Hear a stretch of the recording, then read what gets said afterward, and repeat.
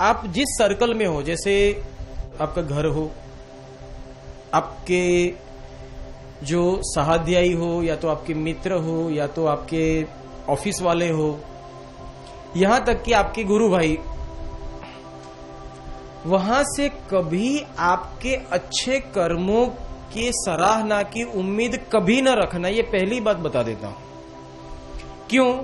क्योंकि आप अभी बदलने की कोशिश कर रहे हो, बदले हुए नहीं थे, और उन्होंने आपको बदला हुआ देखा ही नहीं है। जिस हाल में थे उस हाल में देखा, इसलिए वो उनकी जड़ता और उनकी दृष्टि तो फिक्स हो चुकी है। इसलिए बार बार एक चीज आपको सुनने को ज्यादा मिलती है, सत्संग में जाते हो तो क्या सीखे? सत्संग ने ऐसा सिखाया। तीसरी चीज, सत्संगी ऐसे होते हैं, गुरुजी ने ऐसा सिखाया, क्या तुम्हारे लोग ऐसे होते हैं, वगैरह वगैरह वगैरह वगैरह वगैरह।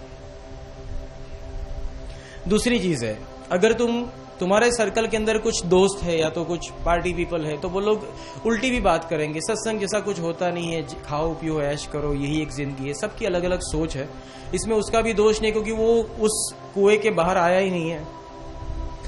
तो मैं सिर्फ इतना ही कहूंगा, दो तरीके से चलो, नजरअंदाज करो, अपना क्षेत्र नया बनाओ, अच्छे लोगों से मिलना शुरू करो, और जो लोग पॉजिटिविटी की विचारधारा वाले हैं वहां पर पहले शुरुआत में जाओ। आप कहोगे क्यों, नेगेटिविटी विचारधारा में क्या गलत है? उसके लिए आपको थोड़ी शक्ति प्राप्त करने की जरूरत है, इसीलिए पहले पॉजिटिविटी की विचारधारा वाला लोगों के साथ पहले थोड़े टाइम रहो और अपनी पॉजिटिविटी की शक्ति गेन करो। फिर धीरे धीरे करके कोई नेगेटिव व्यक्ति हो तो उसके साथ इंटरेक्शन में आना।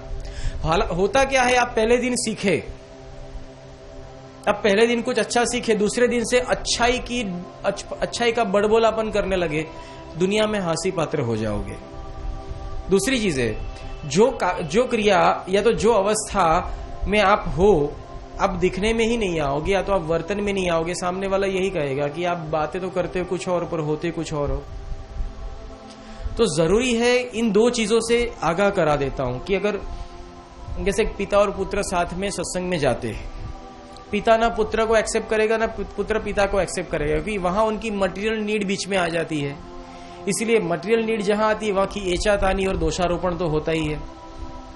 दूसरी चीज है वो लोग, और दूसरी चीज है सामने वाला व्यक्ति जब आपके ऊपर दोषारोपण करेगा तो उस चीज को पहले टारगेट बनाएगा जिसको आप प्यार करते हो, या तो जो चीज आपको ज्यादा पसंद है। जैसे आप किसी दोस्त के साथ ज्यादा घूमते हो तो आपकी मदर क्या कहेगी, हाँ देख वो राजेश के साथ ज्यादा घूमता है इसीलिए बिगड़ गया, अब राजेश को आए 2 दिन हुए। और वो प्यार बर्दाश्त नहीं होता, वो प्यार बर्दाश्त नहीं होता। प्रॉब्लम राजेश से नहीं है, वो प्यार से, वो अटैचमेंट से, जो अटैचमेंट तुम्हारे पास नहीं है। वो भाव से, भाव बर्दाश्त नहीं होता।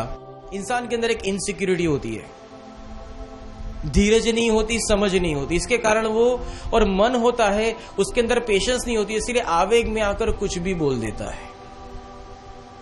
ऐसा होता है आपके पास, आपके साथ भी हुआ होगा या तो हो सकता है।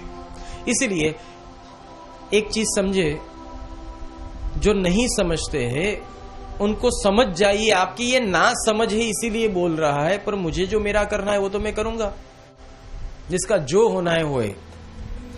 वो नेगेटिव चीज पॉजिटिविटी में बदल जाती है।